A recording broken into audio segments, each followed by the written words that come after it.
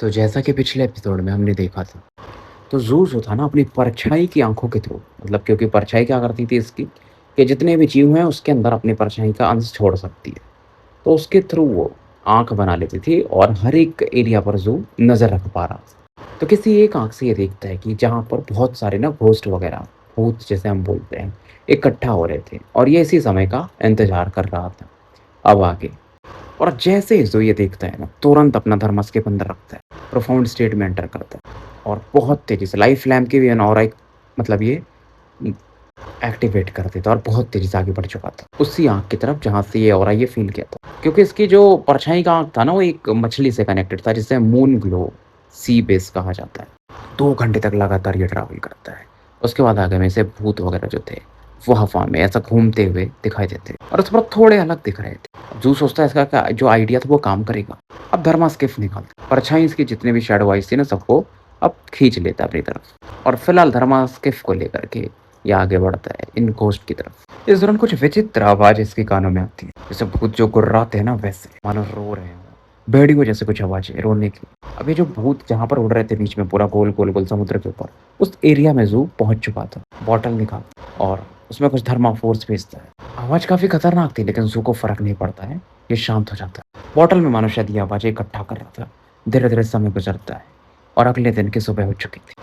काफ़ी शांत हो चुका था। इस बार उसको जो कुछ भी याद आता है, तो सर्जन थंडर के साथ जो साँप-वाप खाता था, उन चीज़ों का याद आता है। और ऐसे तो ऐसा लगता है कि भाई ये सपने-वपने तो नहीं देख रहा है। क्योंकि देखो बॉटल में पूरे साउंड तो रिकॉर्ड हुए थे, तो जो इन्हें सुनता है और अगर इन्हें फिर से सुने तो इसे लगेगा मानो रात में जैसे सुन रहा था डायरेक्टली, वैसी आवाज़ें थी। पुराने दिन याद आते सर्जेंट ने जो जैसे बोली थी कि ध्यान रखना, टाइम से सोना, बेड पे सोना, ठंडी से बच के रहना, आलसी मत होना, जो भी चीज़ें। फिर से एक चीज़ और याद आता है कि यार मुझे अभी तक वो फूल नहीं मिला जिससे उम्र बढ़ती है। फिलहाल ये अपनी भावनाओं को शांत करता है और सोचता है इसे जल्दी-जल्दी स्ट्रॉन्ग बनना है पहले तो। अभी भी मैं बहुत कमज़ोर हूँ। तो ये बोलता है फिर कि परछाई को, कि जायंट को बुलाओ और ड्रैगन चैरियट को। परछाई बिल्कुल भी हिचकता नहीं क्योंकि उसको पता था कि अगर वो कुछ नहीं मानेगा बात तो क्या होगा उसके साथ। और परछाई वही आवाज़ निकालता है, क्रंच, क्रंच। मतलब दाँत पीसते हुए कुछ अलग ही आवाज़ निकालता था। और थोड़े ही समय में ना ज़ू देखता है कि जो पानी था ना समुद्र का, उसमें एक हलचल सी मचने लगती है। फिलहाल इसका जो ड्रैगन था पानी में ही था, तो वो भी अपनी आँखों से देख रहा था, तो ज़ू उसके थ्रू देख रहा था। और देखो समय इसलिए भी लगता है क्योंकि ज़ू बहुत दूर आ चुका था। लेकिन फिलहाल ये नर्वस हो जाता है क्योंकि और आने लगी थी। प्रोफाउंड स्टेट में था, हर चीज़ बहुत स्लो मूव कर रही थी, लेकिन वो जायंट ना, उसकी ऑरा अलग थी भाई, जो कि बहुत फास्ट था। और 3000 मीटर की दूरी में मतलब क्लोज़ रेंज में ये आ चुका था और पहली बार ये इतना करीब भी आया था। पैट्रियार्च जो थे ना, वो तो तुरंत ही सरिया के अंदर एकदम छिप जाते हैं क्योंकि प्रेशर बहुत तगड़ा था और ज़ू को भी ऐसा लगता है उसके नाक से, आँख से ब्लड आने लगा हो, कान वगैरह से। परछाई को कोई फ़र्क नहीं पड़ रहा था। देखता है कि ज़ू की हालत ख़राब हो रही है लेकिन वो ज़ू के खिलाफ नहीं जाता है क्योंकि उसको पता था कि ज़ू कुछ भी कर सकता है। पर ये पूरे सिचुएशंस को अच्छे से समझता है कि अभी भी थोड़ी दूरी पर है। अब ज़ू किंग देखो ज़्यादा समय व्यतीत नहीं करना चाहता था वेस्ट करने में, क्योंकि ये चैरियट आया है, कभी भी अंदर जा सकता है।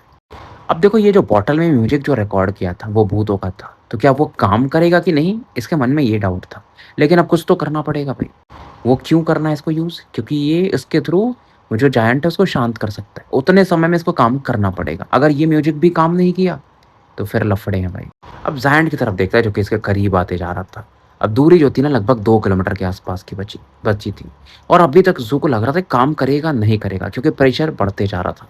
जैसे-जैसे वो जायंट करीब आ रहा था और चैरेट की तरफ देखता रहा था, कुछ अक्षर वो देख पा रहा था, बहुत हल्के दिखाई दे रहे थे लेकिन थे, मैजिकल वर्ड थे और गिव अप नहीं कर सकता था। इस दौरान ब्लड की वो इसको उल्टी होती क्योंकि प्रेशर बढ़ रहा था। पहले सोचता पीछे हटता हूँ। अब इसकी और उस जायंट के बीच की दूरी 1800, धीरे-धीरे 1.5 किलोमीटर हो जाती और ज़ू के तो मतलब होंठ से, नाक से, कान से, जहाँ से भी समझ लो ब्लड ही आ रहा था। पैट्रियार्च अलग चीख मार रहे थे प्रेशर की वजह से, बस शैडो था जिसको कुछ नहीं हो रहा था। इवन ज़ू का जो थर्मास्केप था ना, उसमें भी क्रैक्स टाइप थोड़े-थोड़े आने लगते हैं। अब उतना करीब आने के बाद ना ज़ैंड अब मूव नहीं करता। पहले देखो ज़ैंड के चेहरे पर ना इमोशंस नहीं दिख रहे थे, लेकिन कहीं न कहीं इमोशंस थे। ज़ुकिंग के अंदर एक क्रेज़ी विचार आता है और ज़ैंड की तरफ बहुत तेज़ी से मूव करता है। बॉडी इसकी लग रही थी ना फट जाएगी, इतना प्रेशर बढ़ते जा रहा था, जैसे-जैसे करीब बढ़ रहा था। सोल प्रोटेक्टेड था इसका क्योंकि लाइफ लैम्प था। और क्रिस्टल तो इसको हील करता ही था। लेकिन ज़ू का ध्यान इन चीज़ों पर था नहीं, उसका बस ध्यान था आगे बढ़ने पे। और जायंट को जब करीब से देखता है ना, तो उसके जायंट के जो स्किन वगैरह थे ना, थोड़े सड़े-वड़े थे। फिलहाल बॉटल की वज़ह से ना वो जायंट शांत था, जो आवाज़ें निकल रही थी, एक अलग विचारों में खो गया था। क्योंकि आपको याद होगा ज़ू भी जब उस उन घोस्ट वगैरह की आवाज़ सुना था, तो वो अपने पास्ट में चला गया था। और ज़ू अब ना चैरियट में चढ़ चुका था, जहाँ पर ना वो सन वाली औरत थी। और काफ़ी बड़ा था भाई चैरियट, ज़ू एकदम चींटी के समान था उसमें। वहाँ पर कुछ लैंप स्टैंड वगैरह लगे हुए थे, जो कि टूटे-फूटे थे। सब देखता है ज़ू किंग अपना। और जब अक्षरों की तरफ देखता है ना, तो मानो उसकी बॉडी में ना कोई बिजली की कौंध मार रहा हो। अलग ही ऑरा इसकी बॉडी में फ्लो करने लगती है। गोल्डन क्रो जैसी ऑरा बनना शुरू हो जाती है। क्रो उम्मीद आप समझते होंगे, कौवे के जैसा। और आज तक जितनी भी चीज़ें ज़ू किंग ने देखी थी ना, चाहे जॉइन का फ्लैश हो, वो जो गॉड जॉइन थे, या फिनिक्स का पावर, ये उनसे कहीं ऊपर पावर था।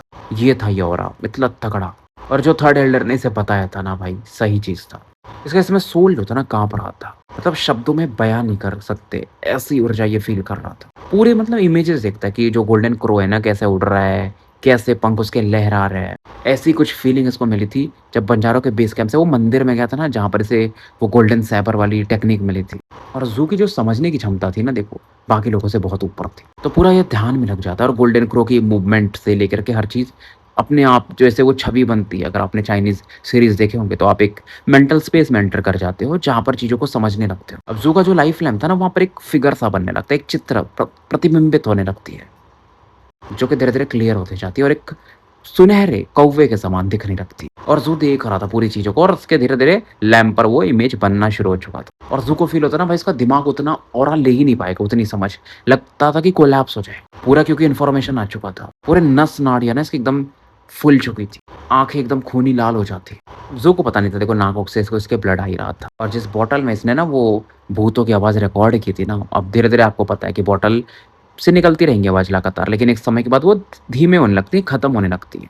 तो वो प्रक्रिया भी उधर शुरू हो चुकी थी। और ज़ू पूरी टेक्निक देखता है कि गोल्डन क्रो क्या-क्या कर सकता था। ब्लैक फ्लेम वाली ऑरा देखता है, गोल्डन लिक्विड वाली ऑरा देखता है, जब गोल्डन क्रो मुँह से कुछ फूँकता था। और पूरा इन्फॉर्मेशन इसके माइंड में आता है कि ये एक टेक्निक है, जिसे लाइफ एसेंस टेक्निक कहते हैं, किसी एम्परर की थी ये, जिसको कि लोग कहते हैं गोल्डन क्रो मिरियाड स्पिरिट्स। पूरा इन्फॉर्मेशन इसके माइंड में आ चुका था। फिर पैट्रियार्च की आवाज़ आती है कि मास्टर, माय लॉर्ड जागिए, जायंट होश में आ रहा है वो, हम नहीं तो खत्म हो जाएंगे। क्योंकि बॉटल की आवाज़ धीरे-धीरे अब लगभग गायब हो चुकी थी। जायंट इस दौरान एक गहरी सांस लेता है। देखो, ड्रैगन चैरियट को तो असर नहीं पड़ता है, क्योंकि ड्रैगन चैरियट काफ़ी अच्छे मटेरियल से बना था। और उस ऑरा को काउंटर करने के लिए ज़ू का जो लाइफ लैम्प था, यानी ब्लैक अम्ब्रेला, प्रकट होता है। और ज़ू तुरंत ही ना, इसके पास देखो टेलीपोर्टेशन वाले टालिस्मैन भी थे, तो उनमें से एक यूज़ करता है और वहाँ से गायब हो जाता है। अब जायंट जब देखता है ना पहले अपने चैरियट की तरफ, तो उससे पहले लगा था कि कोई है, लेकिन अब ज़ू गायब हो चुका था। फिलहाल ये रोने लगता है। उससे फ़र्क नहीं पड़ता कि ज़ू गया, नहीं गया। वो चैरियट की तरफ इमोशंस के साथ देख रहा था। इसको अपने मास्टर की याद आती है। तेज़ रोने लगता है। कोई रिस्पॉन्स तो आता नहीं है, मास्टर मास्टर भी बुलाता है। अब क्योंकि ज़ू ये टेक्निक ले चुका था ना, तो ये नाव अपने आप, चैरियट जो थी और जायंट अंदर जाने लगते हैं पानी के, और 100 साल बाद फिर से प्रकट होंगे। इधर ज़ू ना कई हज़ार किलोमीटर दूरी पे प्रकट होता है, पानी पे गिरता है तुरंत ही। थर्मास्केप को सम्मन करता है, बुलाता है, और डिफेंसेस एक्टिवेट करके उसके अंदर बैठ जाता है। पूरी इसकी बॉडी जो थी ना, लगभग गल चुकी थी। बहुत हालत ख़राब थी। मतलब अगर आपको याद हो ना, लाइफ लैम्प भी जब इसने निकाला था ना, तो इतनी हालत ख़राब नहीं हुई थी। बस समझ लो एक साँस पे ये टिका था। वो तो अच्छी बात थी कि क्रिस्टल इसे हील कर रही थी। परछाई से देखता है, लेकिन उसकी भी फटी पड़ी थी। उसको मालूम था कि ज़ू कुछ भी कर सकता है, कितना भी कमज़ोर हो। पैट्रियार्च की अलग फटती कि यार ये क्या आदमी है? कितना क्रेज़ी आदमी है भाई, ये कभी ऐसा सोच भी नहीं सकता कि कोई ऐसा भी कर सकता है। अब इसके दिमाग में एक ही चीज़ आता है कि ज़ू किंग अच्छा करना चाहिए, तभी चीज़ें अच्छी हैं। प्रोटेक्टिव होने की कोशिश करता है कि माय लॉर्ड, मैं आपको सेफ रखूँगा जब तक आप रिकवर नहीं हो जाते। बाकी चीज़ें आप मुझ पे छोड़ दीजिए। अब ज़ू देखता है परछाई की तरफ, क्योंकि ज़ू को मालूम था सबसे बड़ा खतरा यही है। पैट्रियार्च की तरफ भी देखता है, लेकिन पैट्रियार्च की आँखों में एक आँसू देखता है, और पैट्रियार्च बोलता है कि माय लॉर्ड, जब तक मैं मरूँगा नहीं, तब तक आपको मैं सेफ रखूँगा। ज़रूरत पड़ा तो खुद को मैं एक्सप्लोड कर दूँगा। अब ज़ू उसकी बात सुनता है, फिर अपनी इंजरीज़ पे फ़ोकस करता है। लेकिन ज़ू क्या कर रहा था ना, इन दोनों को डिस्ट्रैक्ट कर रहा था, क्योंकि अभी सबसे कमज़ोर है, और ज़ू भरोसा अभी भी पैट्रियार्च हो या शैडो पे तो बिल्कुल नहीं करता।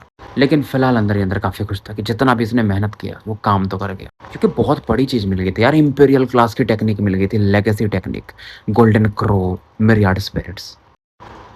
तो देखो, ये जो इम्पीरियल क्लास की टेक्निक्स होती है ना, वो secret magics, basically ancient emperors जो हुआ करते थे, या इम्पीरियल सॉवरेन्स, इनके बारे में मैं कभी आपको आगे बताऊंगा। ये 2 अलग-अलग टर्म्स हैं।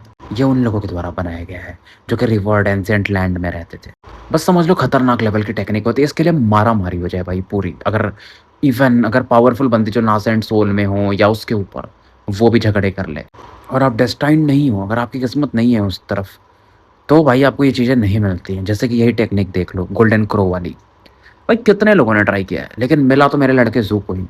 अब जब आप इम्पेरियल क्लास टेक्निक को कल्टीवेट करते हो तो ऐसे नहीं कर सकते। आपके अंदर एक उसका बीज बनेगा, तब वो धीरे-धीरे इवॉल्व होता है और कोई ये टेक्निक आपसे छीन नहीं सकता भाई, क्योंकि वो सीड आपके लिए बना है, आपकी बॉडी में बना है, तो कोई और उसे यूज़ नहीं कर सकता। इवन अगर आप चाहो ना भी ये टेक्निक किसी को नहीं दे सकते हो। मतलब ये मार्शल टेक्निक नहीं है, सीक्रेट मैजिक है। सीक्रेट मैजिक वही लर्न कर सकता है जो डेस्टाइन्ड हो।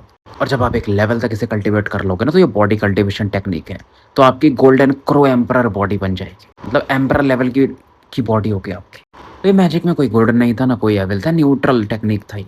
इसमें आप एसेंस ब्लड एब्जॉर्ब करके ही इसको इवॉल्व कर सकते हो। और जब आप किसी के ब्लड वगैरह को एब्जॉर्ब करोगे ना, तो उसकी टेक्निक को भी एब्जॉर्ब कर सकते हो। उसमें भी अलग अलग रूल थे, जैसे कि अगर मान लो आपको ग्रूज की पावर चाहिए, तो एक ग्रूज एब्जॉर्ब करके सोचोगे कि उसकी टेक्निक आपको मिल जाएगी, कि आप परछाई में बदल जाओगे, तो नहीं हो सकता भाई। उसके लिए आपको बहुत सारे ग्रूज को एब्जॉर्ब करना पड़ेगा।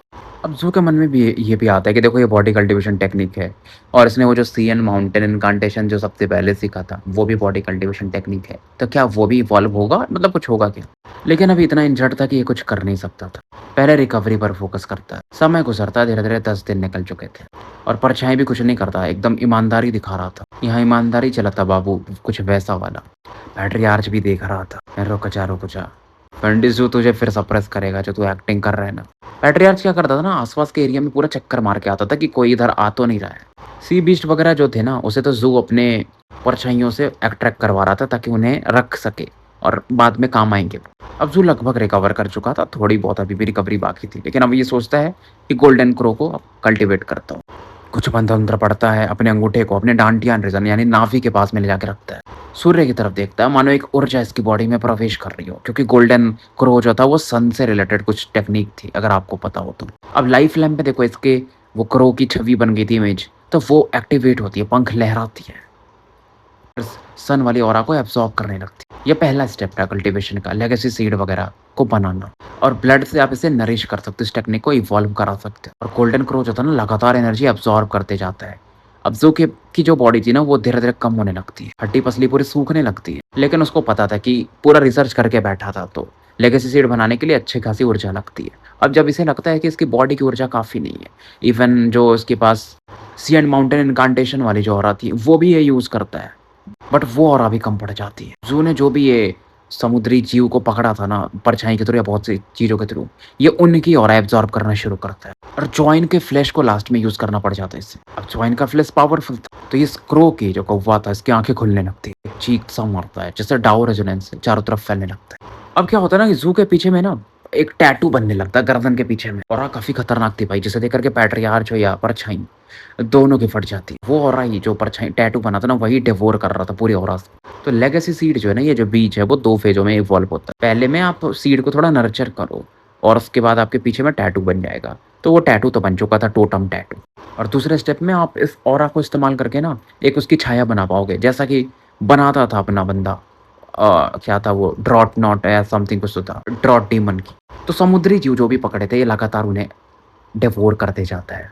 पैट्रियार्च का रखफट कहीं मास्टर मुझे ना, मतलब फेल्डेज़ू मुझे ना एब्ज़ॉर्ब कर जाए, बट वैसा कुछ नहीं था।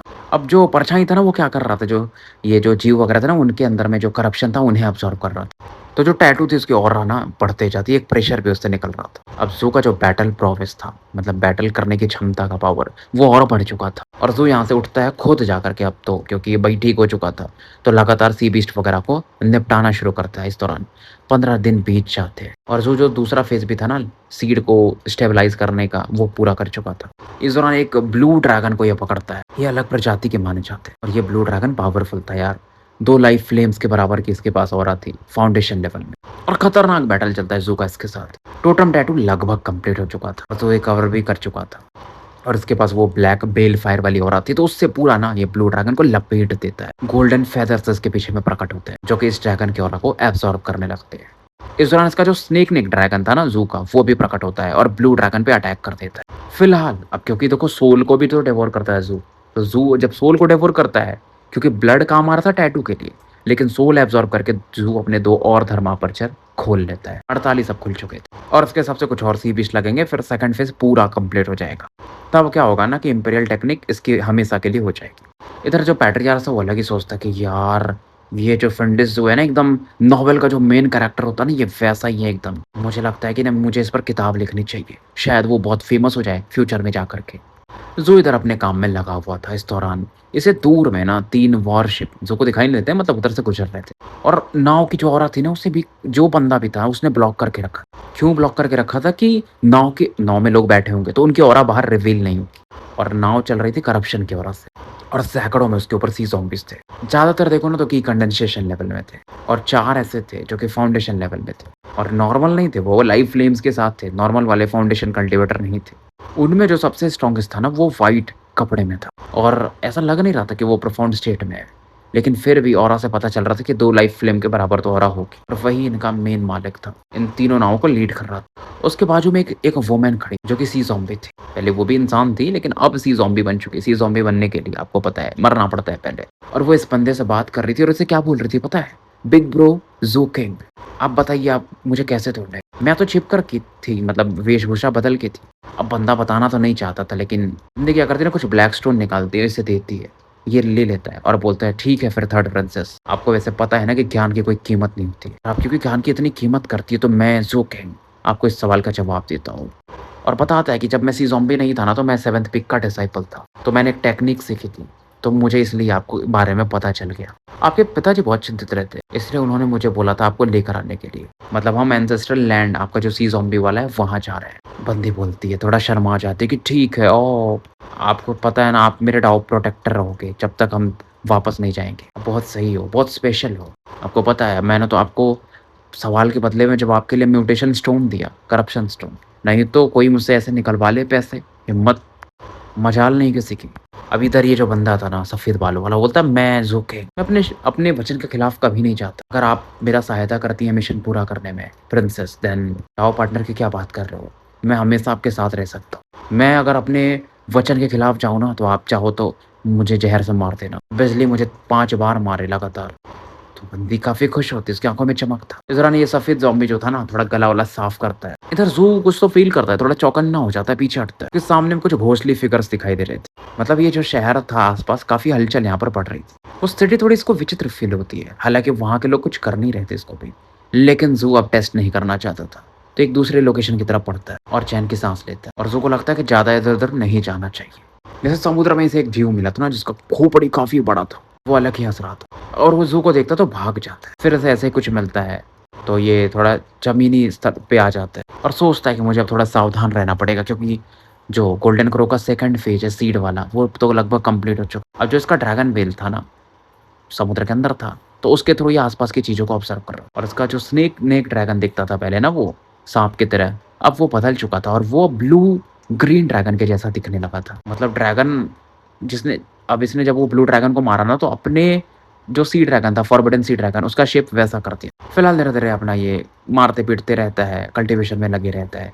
7 दिन गुज़र जाते हैं और देखता है ना टोकन में, तो इसकी रैंकिंग जो थी ना, वो लगभग 100 के पार जा चुकी थी। मतलब किलिंग में, पहले टॉप 50 में आ चुका था, क्योंकि अब मिशन-विशन तो ले नहीं रहा था, ये बाहर बैठा था। और उसके हिसाब से एक और फाउंडेशन लेवल का समुद्री जीव चाहिए। फिर लेगेसी सीड फुल्ली एक्टिवेट हो जाएगा, कंप्लीट हो जाएगा। शाम का समय था, पैट्रियार्च भी इसके साथ ही थे। धर्मास्केप का डिफेंसेस पूरा एक्टिवेट रखता है और इसे वो 3-4 नावें दिखाई देती हैं। इसे लगता है देखो वो लोग भी अपना गुज़र रहे हैं, कुछ नहीं करेंगे। लेकिन नाव पर मतलब सरफेस पर कोई तो लेडी आती है, बहुत सुंदर थी दिखने में, एक ब्लैक पर्ल ना इसकी तरफ यानी ज़ू के धर्मास्केप की स्किफ की तरफ तेज़ी से फेंक के मारती है। ज़ू एकदम हैरान हो जाता है, तुरंत अपने धर्मास्केप को मोड़ता है विपरीत दिशा में। बहुत फास्ट होता है, ज़ू को समय नहीं मिलता। मोती आकर के इसके धर्मास्केप से टकराता है और एक्सप्लोजन होता है। और थर्ड प्रिंसेस ये जो भी थी ना सी ज़ॉम्बी वाली, बोलती यार अय्या ये तो मैंने बहुत ईज़िली कर दिया, मैं कुछ मज़ा नहीं आया। लेकिन उसके बाजू में वो जो व्हाइट कपड़ों वाला सी ज़ॉम्बी था ना, वो एकदम विचित्र लुक देता है, धर्मास्केप की तरफ देख रहा था और कहता थर्ड प्रिंसेस क्या कर रहे हो आप? आपको पता है ना हमें मिशन पूरा करना है, परेशानी आपको नहीं बढ़ानी चाहिए।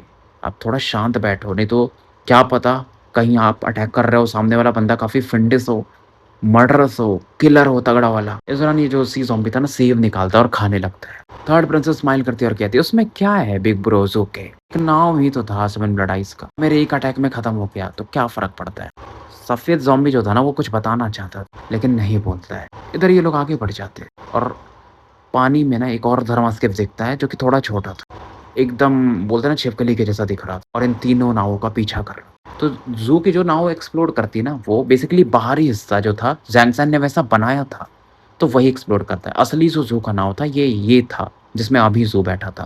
मतलब अंदर का कोर एरिया बचा हुआ था और ज़ू की आँखों में खतरनाक किलिंग इंटेंट था कि सी ज़ॉम्बिस अब बताता हूँ मैं तुम लोगों को। तो देखो मैं अभी ये वीडियो डाल रहा हूँ, शायद 20 मिनट के आसपास की होगी। इसके बाद में एक और डालूँगा मैं 15 मिनट की, और वो हो गए मेरे जो सब्सक्राइबर होंगे ना, प्रीमियम सब्सक्राइबर उनके लिए। जिन्होंने सब्सक्राइब नहीं किया है प्रीमियम, उन्हें दूसरा वाला वीडियो कल देखने को शायद मिलेगा। तब तक के लिए मैं आपका साथी अनिल कमिस्ट AKA मुसाफिर विदा लेता हूँ।